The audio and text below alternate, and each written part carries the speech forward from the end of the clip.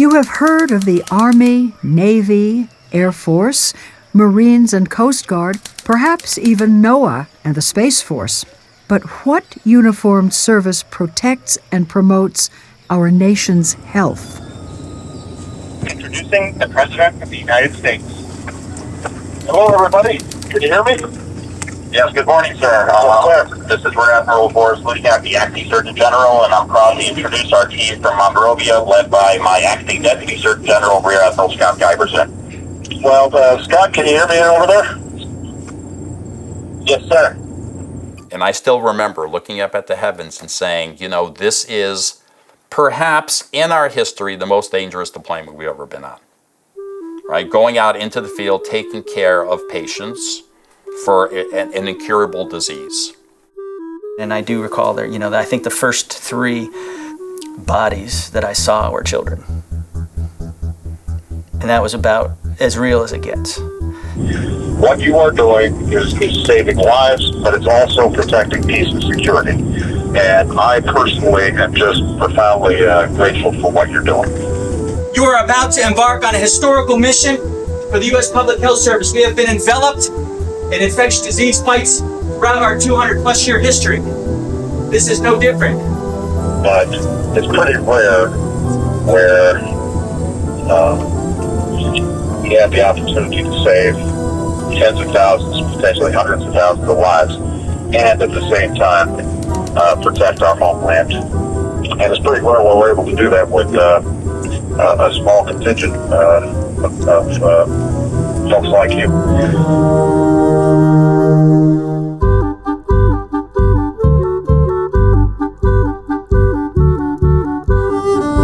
It's also an example of what makes America exceptional. When we do what we do in ways nobody else can do, then it creates an impression around the world of what American leadership is all about.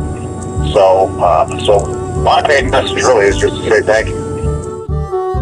These officers fight battles against invisible enemies in our country and around the world, saving millions of lives. They are the U.S. Public Health Service Commissioned Corps.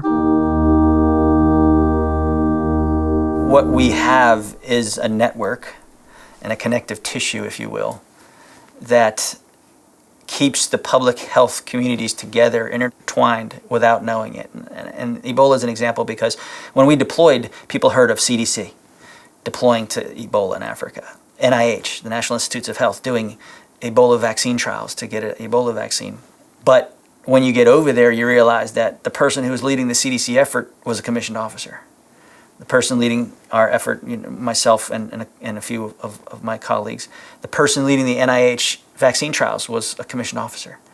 I mean, we are the only uniformed service entirely dedicated to health in the world. And when you're in a time of need, in a disaster, like a hurricane, a tornado, an earthquake, a wildfire, COVID, border crisis, the people who are going to be called are going to be the public health service to lead that response. Everyone there is a health professional, but they're also an officer as well. So their duty is to the country, and they salute and obey and go do their duty. And it's 24/7, 365.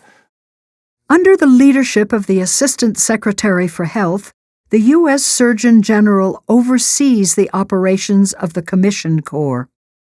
Because healthcare, traditional clinical care, what happens in a hospital or a clinic, only comprises about 20% of what actually makes you healthy. The other 80% of what makes you healthy are things like transportation, childcare, a job that pays a living wage, safe housing. These are all things that the Public Health Service is investing in and helping to create.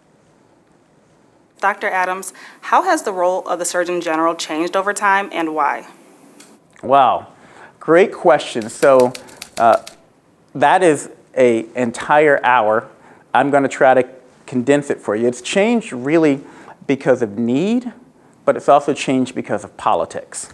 So when I say need, if you go all the way back to 1798, President John Adams signs the the Act for the Relief of Sick and Disabled Seamen. The Marine Hospital Fund created a series of hospitals in seaports that were designed to protect and care for seamen. Politicians have always wanted to bring home funds to their communities, and also they've always wanted to put their friends in these positions. And so as a result, the Marine Hospital Fund by the mid-19th century had become fairly corrupt. Well, in the late 1860s, Congress recognized this wasn't working out real well. They characterized many of the hospitals and healthcare areas as bastions of nepotism and patronage. And they hired a guy named John Woodworth. John was a retired U.S. Army Civil War surgeon who was brought in specifically to marshal these resources, provide the real leadership, devoid of patronage and nepotism, but to serve the country. So in 1871, John Woodworth became the first Surgeon General of the Marine Hospital Fund, the Marine Hospital Service. And Woodworth actually wanted to transform and clean up this service. So he instituted a series of reforms, and I think the most important of these reforms was instigating an examination for physicians who would join what became the Public Health Service. So this was the experience of 42 young physicians who arrived to become commissioned officers. After a physical exam, eliminating some, the remaining 30 began a week's ordeal of written tests. Every morning, some of their numbers were quietly dismissed.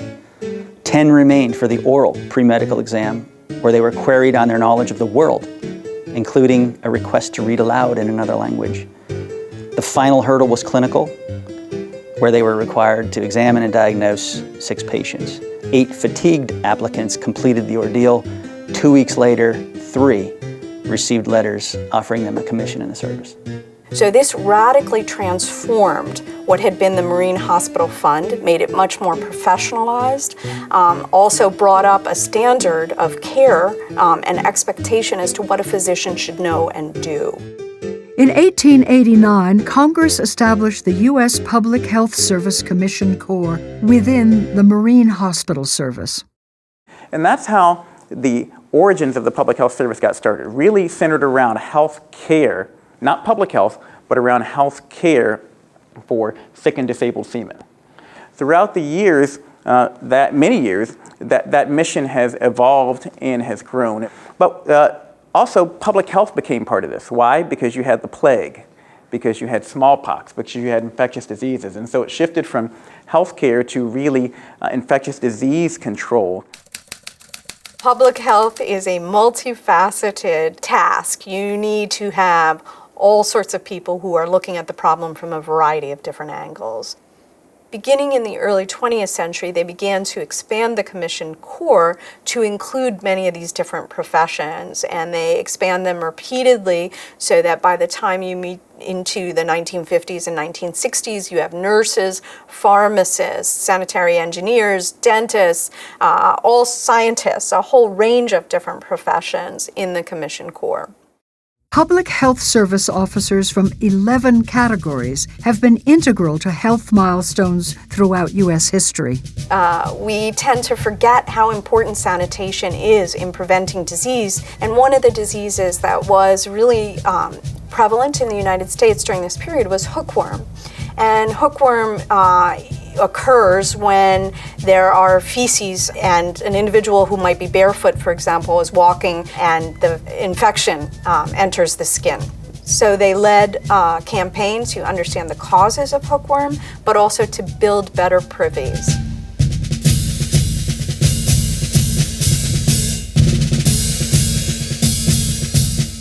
Sexually transmitted diseases were really brought to the fore during World War I. The Public Health Service worked with the Army and the Navy during World War I to create sex education materials about what were called still at that time venereal disease.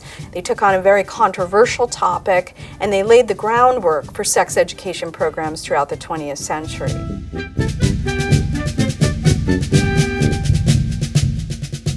So tuberculosis was a major killer in the United States in the 19th and early 20th century. And they created a sanitarium to care for individuals who had tuberculosis. And they also really created a large-scale campaign to address ways to contain and prevent the spread of tuberculosis in the early 20th century.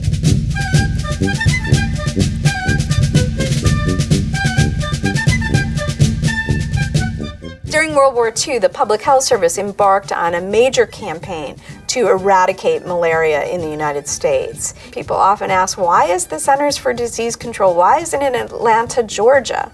Well, it's in Atlanta, Georgia because that was where the malaria control program was focused. Public health service officers saved eyesight by treating trachoma, helped research oral rehydration therapy that is saving lives around the world, and led efforts to stop environmental pollution as early as 1948. One of their most successful campaigns has lasted over 50 years. In the 1960s, the Surgeon General, Luther Terry, stepped forward with what was the first Surgeon General's report, and this was the report on smoking, in which he said smoking is linked to cancer, it is dangerous. But that scared people. And it was the first pathway in what the Surgeon General in fact did, which is now 30 plus reports issued on that topic, on smoking and health.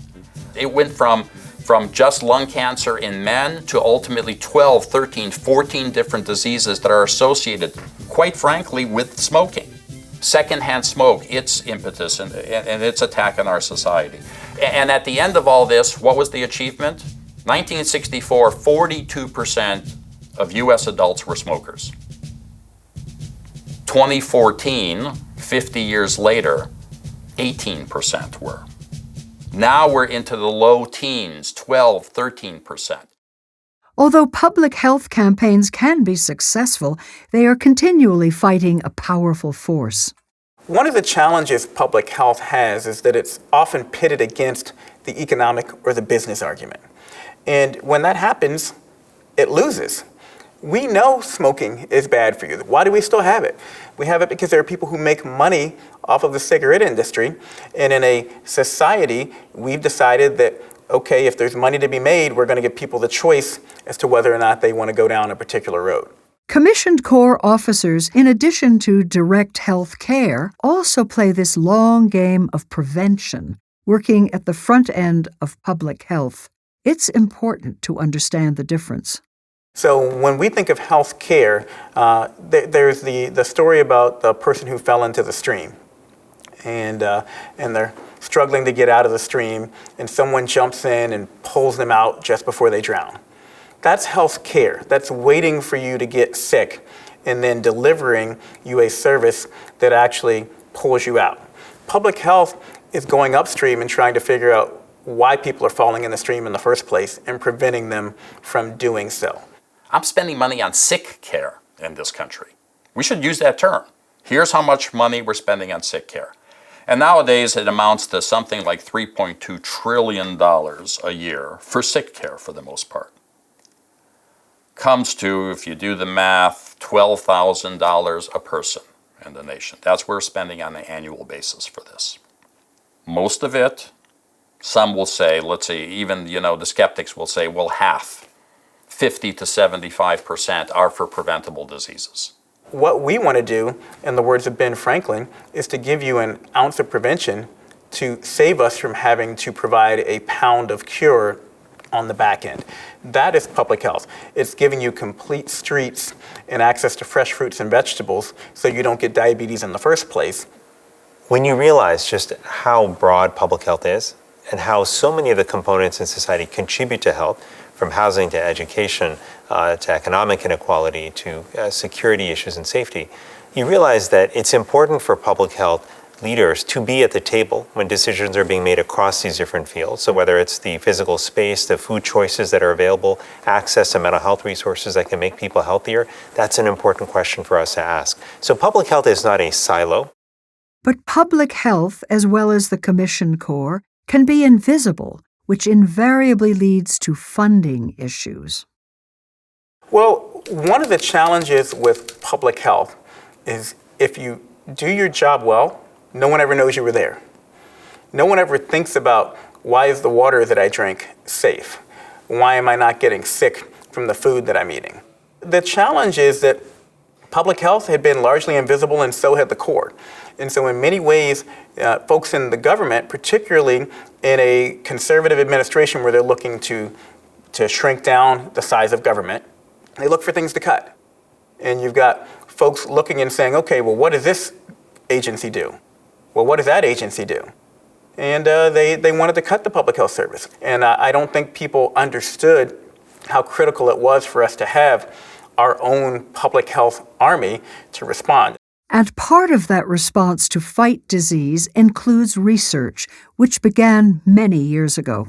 So in the mid-19th century, there was really a revolution in how disease was understood. There was an understanding that microorganisms, what we would call bacteria, cause disease. Once you have this dramatic breakthrough, now you can begin to investigate those bacteria and begin to think about how you can contain and control and perhaps even eradicate the bacteria that cause disease. So in 1887, what became the Public Health Service created the Hygienic Laboratory under then Surgeon General John Hamilton.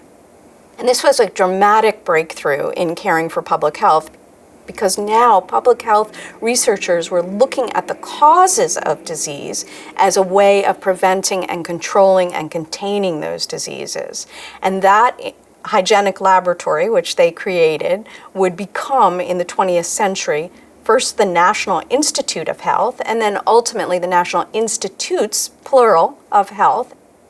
During this time, protection of the country included stopping disease before it could enter. Many outbreaks of smallpox and cholera were the result of cases brought in by vessels. I think one of the biggest steps is when they began to look at immigration. And immigration between the period of 1880 and 1924, the United States experienced a tremendous surge of immigrants coming into the country. The United States Public Health Service maintains a fleet of trim and speedy boarding tugs, which carry the quarantine officers out to the vessels arriving at United States ports.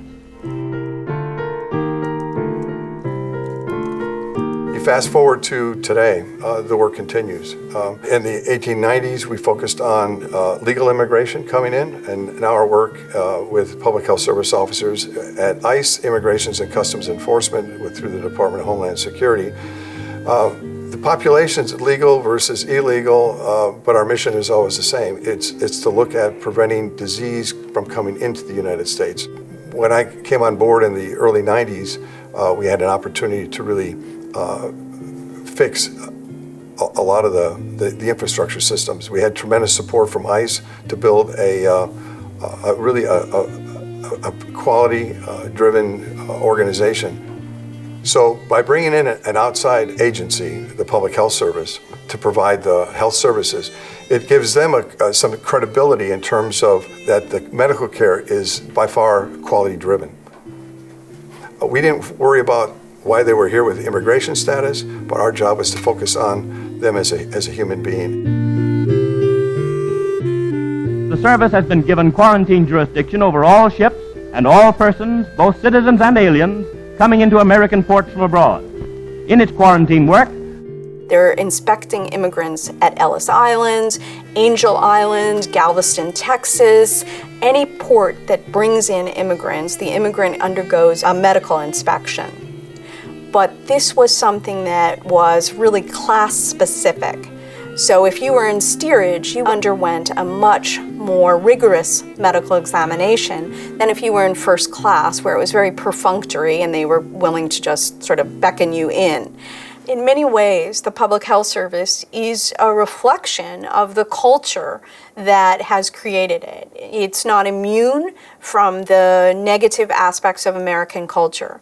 And the Public Health Service during the 20th century and the 19th century was dominated by white men, and it was shaped in many ways by broader social factors in American society, especially racism.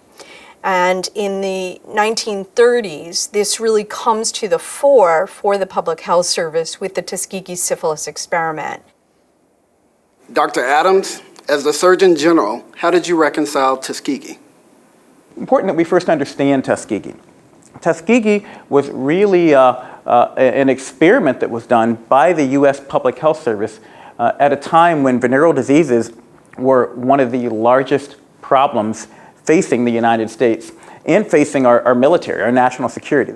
And so they wanted to study the natural history of the disease, which is what we have to do in order to understand diseases. And so they enrolled black men in Tuskegee, Alabama into these studies to study their bad blood. And they actually followed these young men for 40 years. But what happened was they developed new treatments for syphilis in the meantime, including penicillin. And they decided that they wanted to continue to see how this disease would play out and denied treatment to these individuals. The reason why it's important to understand that is because the irony is, in many ways now, black people in particular don't trust the healthcare system and will deny themselves treatment because of what happened with Tuskegee, when the reality is Tuskegee was about them being denied treatment.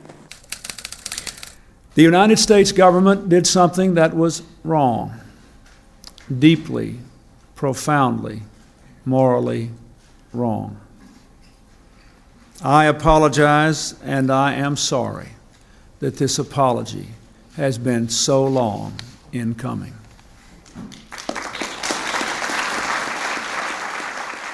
The flip side is that the perpetrators, I walked past a wall every day to go into my office of the former Surgeons General. All the Surgeons General, and it was multiple Surgeons General who oversaw those Tuskegee experiments over 40 years. And I had to make my own personal decision. Do I want to keep these pictures up on the wall of folks who really oversaw what we now see as atrocities? I am sorry that your federal government orchestrated a study so clearly racist. That can never be allowed to happen again. And again, from my standpoint, I wanted those pictures there so that I remembered, so that I would never forget, because whether it's people being mistreated because of race, or people being mistreated because of gender, or people being mistreated because of their disability, or people being mistreated because of where they live or the language they speak, we have many examples over history of folks, when they're not paying attention, when they're not aware, committing atrocities. Part of the invisibility of the Commission Corps comes from their integration across a wide range of federal agencies. So you may find our officers in the CDC, in the Food and Drug Administration, at the National Institutes of Health. You'll find them also providing direct care to underserved communities in the Indian Health Service and providing care to incarcerated populations in the Bureau of Prisons. You'll find them in the Department of Defense, providing mental health care to staff and to our soldiers. You'll find them throughout the federal government, serving in critical public health roles and bringing a lens of public health to functions, across the administration. That is really critical. Good morning, Superintendent Keeble. Good morning. The Park Service and Public Health Service have had a 100-plus year relationship. It started in 1918 when the director of the National Park Service called the commissioner of the Public Health Service the Surgeon General, and asked for an assignment of an officer to go to the Yellowstone National Park to help them ensure that they had safe drinking water. It started with one, and now we have in the Park Service nearly 70 officers assigned across the entire nation in all of our 400-some parks. And what we also did was advise them to chlorinate it as well and do a sanitary survey of the wells, as well as any distribution systems, the water towers, all that. The environmental health officers, we're not necessarily providing direct care, but we are out there in a preventative role, really working in the depths, whether it's food safety, inside the kitchens, conducting food assessments, looking at water treatment. And this work supports our nation's health in many ways. The National Park Service provides an opportunity for people to come outside and to get healthy. You enjoy the beautiful scenery, but you connect with yourself, with nature, which has its own health benefits. And we've gotten disconnected in many ways from nature. But nature helps us recenter ourselves. And it's an important opportunity for people to reconnect with fundamental aspect of who they are, to be in the outdoors. Commissioned officers are vital to this resource that keeps us healthy. COVID-19 provided clear evidence of this. I mean, we were able to maintain about 96% of our parks open during the worst of the pandemic, when there was no vaccine, when the disease was raging, when we had no idea how bad it would get. And that is a huge mental health relief, where people had really very few places to go where they could feel safe. And the Park Service provided that. With the wide range of officer expertise, their roles vary greatly in every agency. Oh, you're here. Hey, Scott, can you hear me? I can. Okay, you're known for a lot of things, obviously for being FDA commissioner, and you were one of the biggest supporters of the Commission Corps of the Public Health Service in the entire government. Look, FDA has about 1,100 Corps officers in total. It's the second highest total number of Corps officers across the Department of Health and Human Services, and they fill a lot of different roles. I spent most of my years with the Food and Drug Administration, and 12 of those years happened to be with the Center for Veterinary Medicine. The veterinary profession exists to protect human health. Yeah. One says, well, I thought you'd take care of the animals. That's exactly right. 65% of infectious diseases that I can get as a human are zoonotic. That means the microbe, the organism, can be found in one or more species of animals passed on to a human. 65%. This is a very intimate connection that people and animals have in a shared environment. Nature may bring species together, but it can also bring catastrophes. I remember back during the Hurricane Katrina, FDA had forward deployed the largest number of personnel, and that's because we were able to turn to our core personnel and quickly deploy them on the ground to deal with that public health crisis. I was deployed as a dietitian. So we were the ones who would make sure the food came from the mess hall on the Naval Air Station. We had to make sure we inspected every package to make sure it was safe for them to eat. And then for our patients, many of them had special therapeutic needs.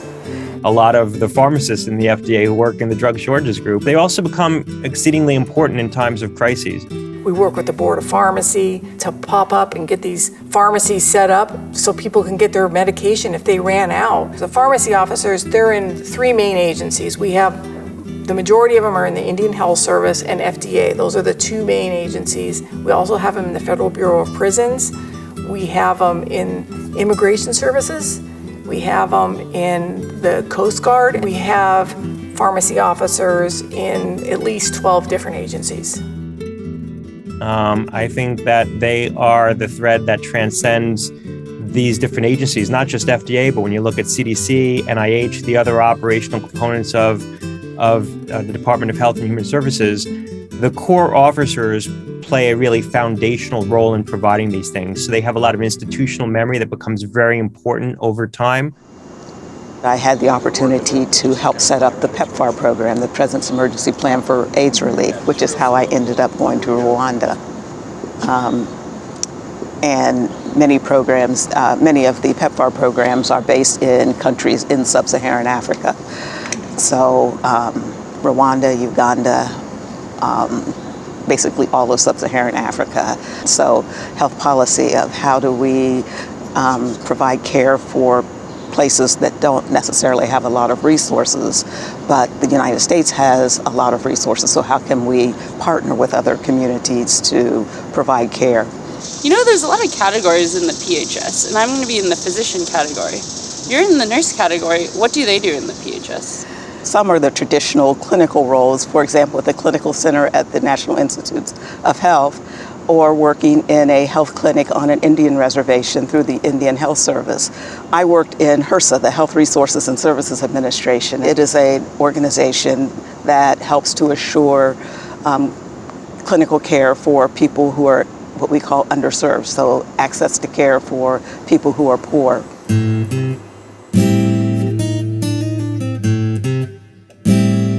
nursing shortage during World War II prompted the creation of the Cadet Nurse Corps, supervised by the Public Health Service. And if you remember, this country was very segregated at the time. And one thing about the Cadet Nurse Corps that was really forward-thinking is that any nurse, regardless of race, was eligible to receive money through the Cadet Nurse Corps to pay for their education. So my mother received funding while she was in nursing school to finish her nursing education. I remember her giving out sugar cubes for the Sabin vaccine, Sabin or Salk. She was one of the few nurses in the area, and I remember her going out and doing public health. And that is one of the ongoing difficulties, finding providers for the underserved and hard to reach.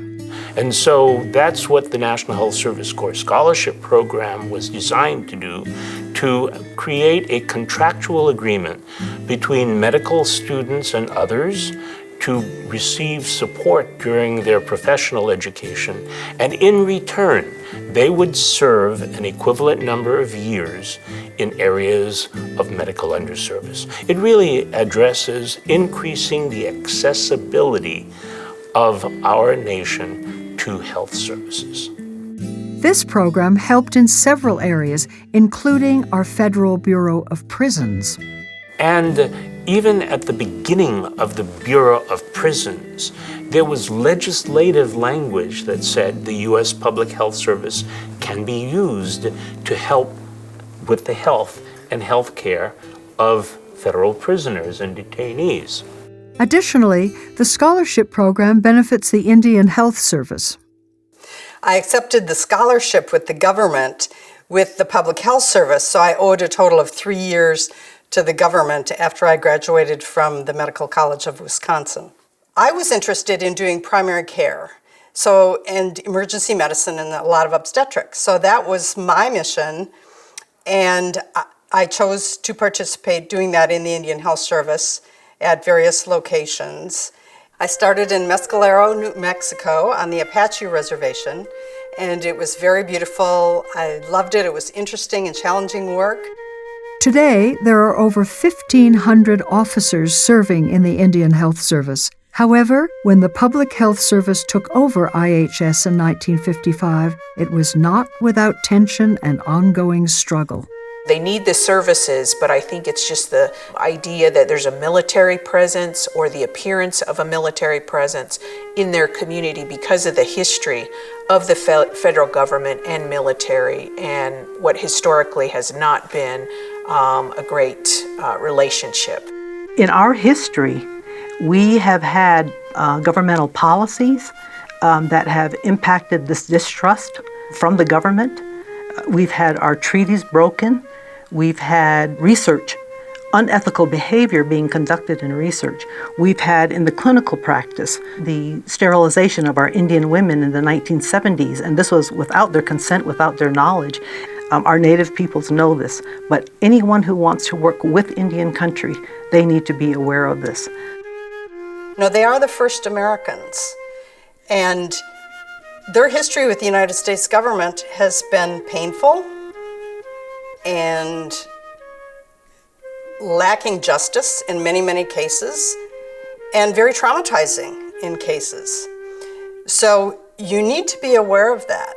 There's some history there, but I think currently where it's going and what they continue to provide is very much needed. The biggest issue I think in the Indian Health Service is a shortage of staffing. So in situations where it's a pharmacist or laboratory or sometimes nursing, it's critical that there can't be a disruption of services. Thus, the importance of the Commissioned Corps.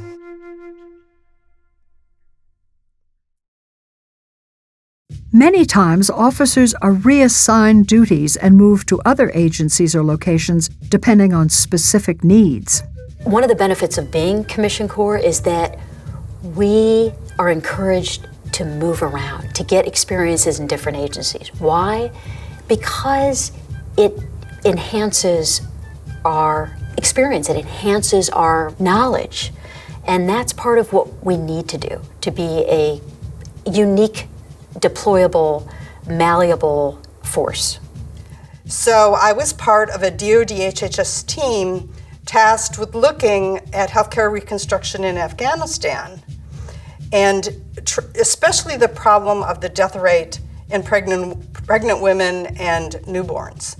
Women weren't educated under the Taliban, so a lot of the women physicians, and it's almost exclusively women who treat pregnant women patients in Afghanistan, they had to learn underground, essentially, and be taught by other women, which was a very courageous thing for them to do under the Taliban regime. And we tried a lot of different ways to move the program forward, and I believe we did. You know, it was a very, very challenging environment. From dentists to therapists and engineers to scientists, the 11 categories of the Commission Corps are diverse but very connected. The CDC is a good example. People fill roles as medical officers, as pharmacists, as epidemiologists, as health scientists, as well as laboratory scientists. So we can work in a number of different areas. And then some people work assigned to state health departments on behalf of the CDC, federal assignees within a state or a city health department. So what's beautiful about all the categories that are within the Corps is the common mission: protecting, promoting, and advancing the health of our nation. Right? That's the common thread. We're all wearing one uniform, and the prime mission is public health. And it is deployability that makes this group unique. When people talk about replacing the Commissioned Corps and uniformed officers with civilians, they're often thinking about that public health service role. We can replace this CDC doctor with a civilian doctor who's not wearing a uniform, or we can replace this FDA regulator who's in uniform with someone who's not. But what they don't understand is that an important component of the Commissioned Corps is that they're ready at a moment's notice to deploy if you have a tornado, if you have a mass shooting, if you have a 9/11. You can't call up a civilian and say, hey, pack your bags, you've got to go tomorrow to respond to this urgent situation. It changed how we approached, the nation, but the Public Health Service in particular, how we approached emergency response, how we were going to define ourselves as a deployable corps. We had over 1,000 officers were ultimately deployed to 9/11. We supported medical missions, we supported public health missions, we supported environmental missions. 9/11 was when you realized that need, that awakening, that part of national defense and security included and needed to include public health response to address the public health effects of terrorism.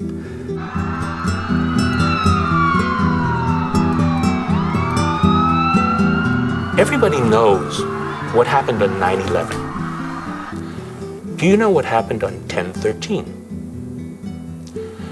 10/13, a little bit more than a month later, the intern opened the envelope of anthrax on Capitol Hill in Senator Tom Daschle's office.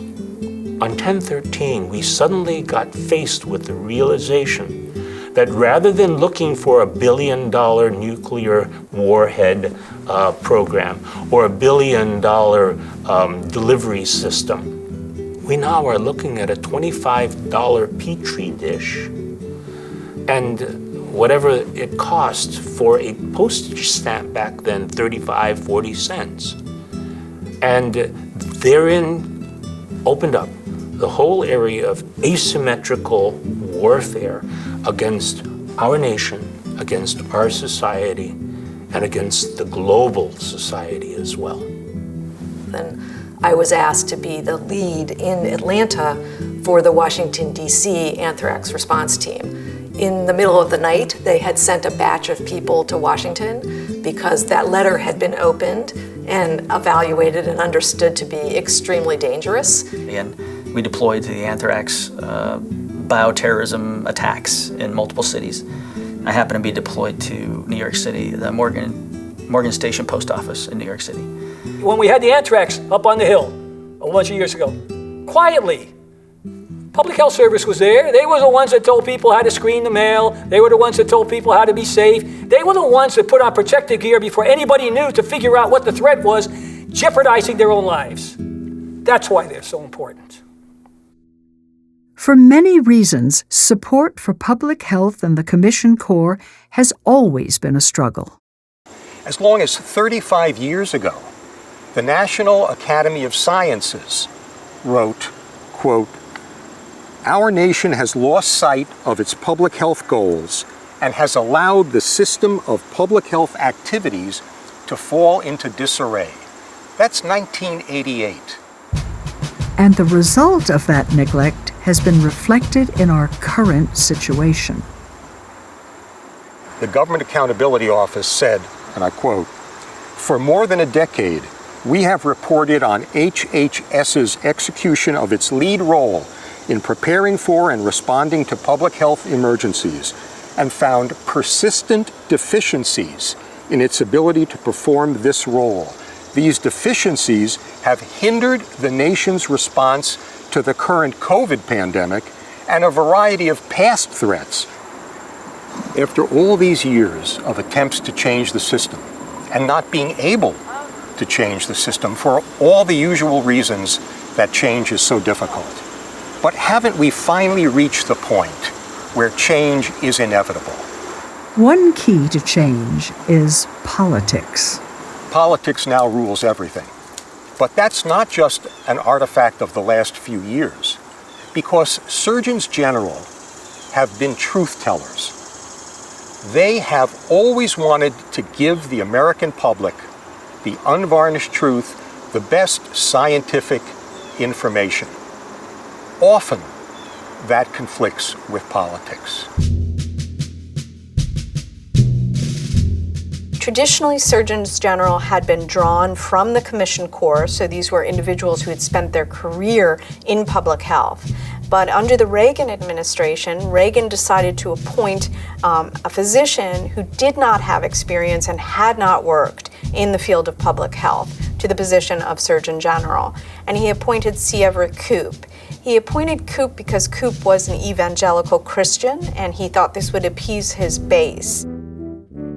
And although Dr. Koop was a political appointment from outside the Corps, he certainly stood for science. For months after Koop became Surgeon General, he didn't have a platform, a mission. And HIV/AIDS came knocking. To see that Surgeon General manage the politics, you couldn't say condom. You couldn't say safe sex. This is on television even. We were kind of in the dark ages. He pretty much had to ignore the White House and others, the Congress, and his own religious beliefs, by the way, because he took seriously the job of the office as the chief doctor of the United States and protecting the lives of Americans. So one of the things that Koop did was send out an education booklet to all Americans. If you'd paid taxes or registered to vote, you would have received this booklet about AIDS. And it provided detailed information about how the disease was spread and also how to protect yourself. And I think he is a hero of the entire nation. Surgeon General C. Everett Koop once said to me, "Ken, if we did not have the Commission Corps of the U.S. Public Health Service, we would have to create it." Since Koop, the role of Surgeon General has become even more challenging. There are several issues with the political appointment of the Surgeon General. One is the difficulty of speaking truth to power to the person who appointed you. There have been pressures brought on the Office of the Surgeon General to modify, to change, to characterize an issue one way or another. And our responsibilities as Surgeons General is to push back. It is science against power. And therein lies where the role of the Surgeon General is so critical. Well, you absolutely feel the politics when you're the Surgeon General of the United States. You are a political appointee in a position and in a time where health has become a wedge issue. Whether you're talking about women's health and abortion, or gun safety, or universal access to health care, or any number of other issues, these are inherently political wedge issues. And the reality is that sometimes decisions are made not by you, a data-driven scientist, or the sense that we can make a difference. Sometimes things are being backburnered for a while. Well, now's not the time. Now is not prudent. Let's do this later. Because policy is not just one variable. It's a little bit of religion, it's a dash of economics, it's a scotch of personal experience, it's a nibble of the science. And my job was to make sure the science was always part of the equation.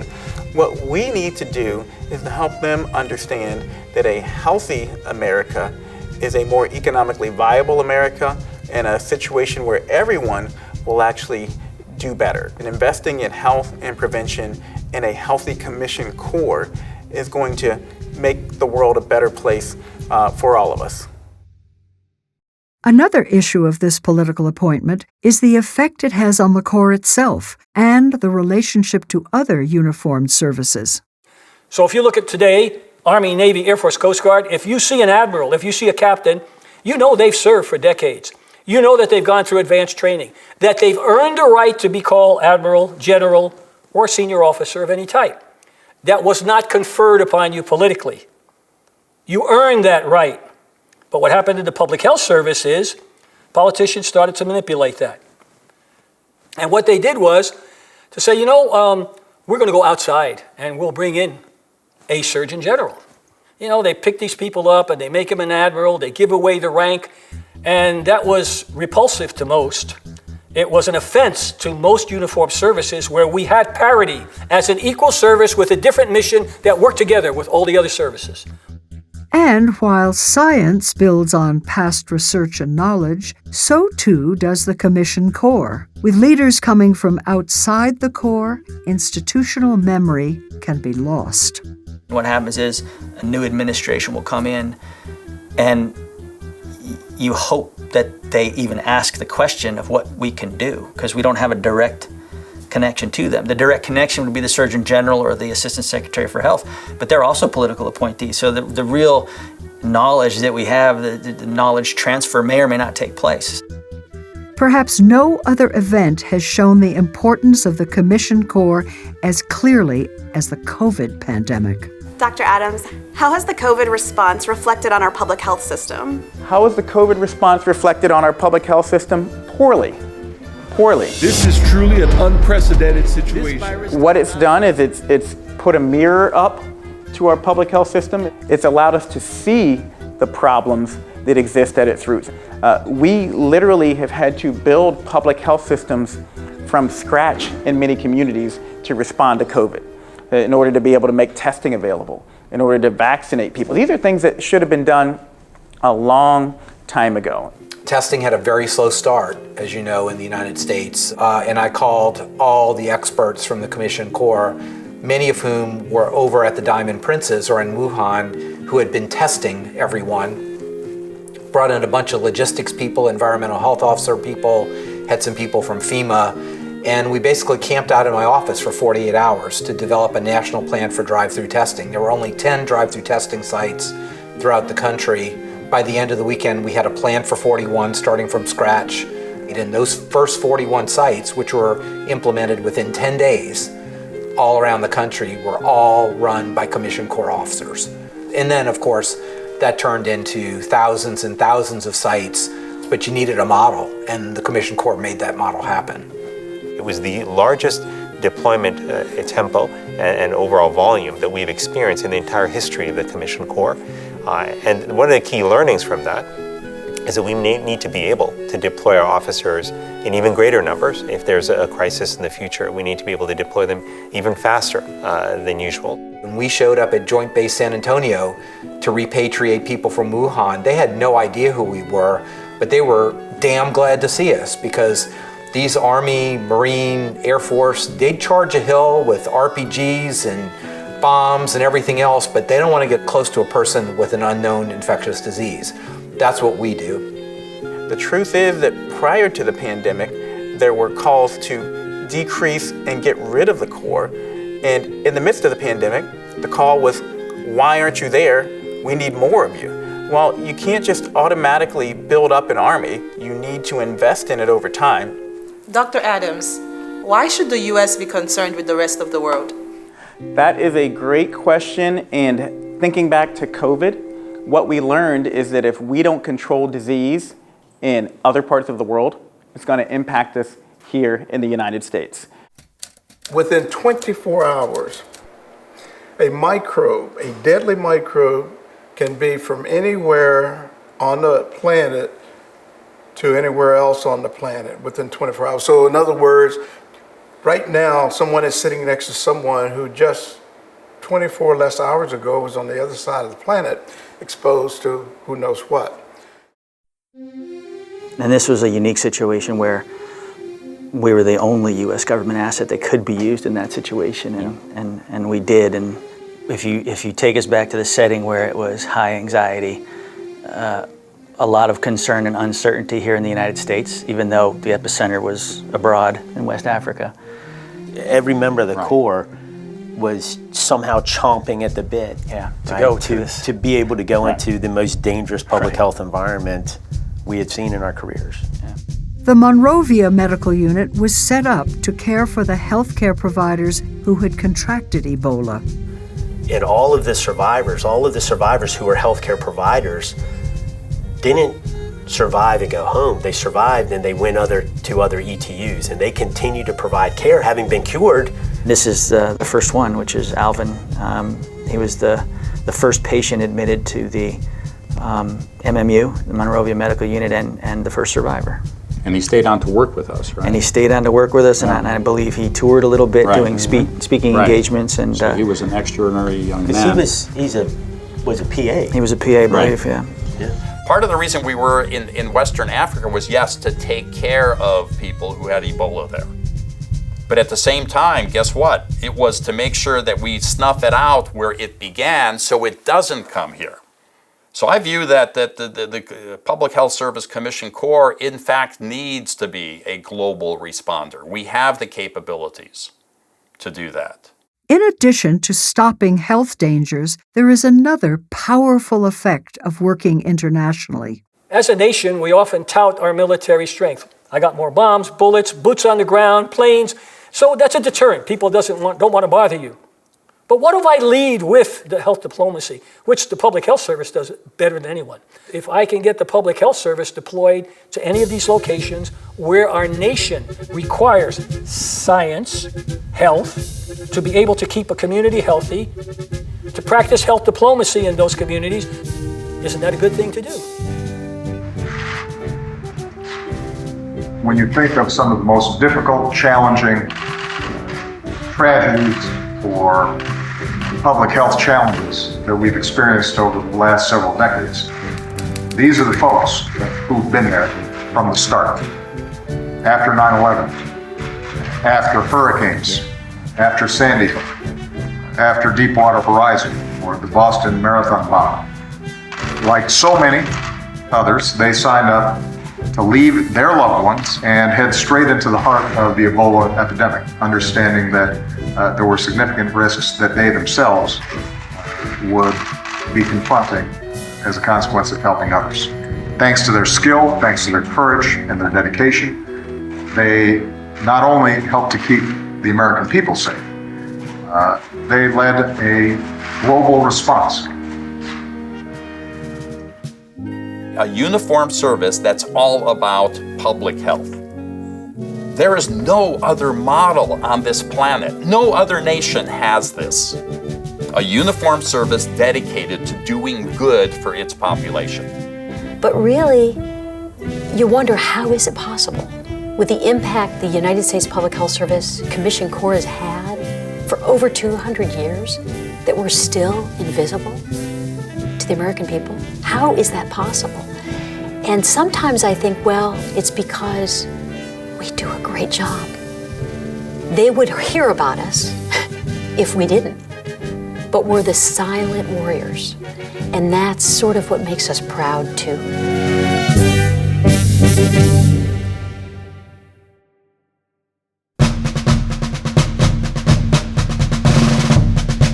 Putting on a uniform every day, it's a constant reminder of the awesome responsibility I have taken on. It transforms you into being something more than yourself, an officer of the United States of America. It's extraordinarily powerful. And what that means is you're in it for the long haul. No matter what challenge you're given or what you're asked to do for however long you're asked to do it or where you need to go. It gives us a level of neutrality at a time when public health has been incredibly politicized. As a professional woman, as a physician and scientist, it was professional shorthand for, a leader. When an outbreak happens and you've got a hot zone, people are dropping dead, people are wanting to get out of that area to save their lives, but medical people need to go in. When you sign up for the uniform, you're saying, I'll go into harm's way. I will tell you, when I put on the uniform, I'm a different person. It actually changes you because it's just an honor to be able to serve our country, and it's an honor to be able to know that I'm representing the U.S. Public Health Service Commission Corps.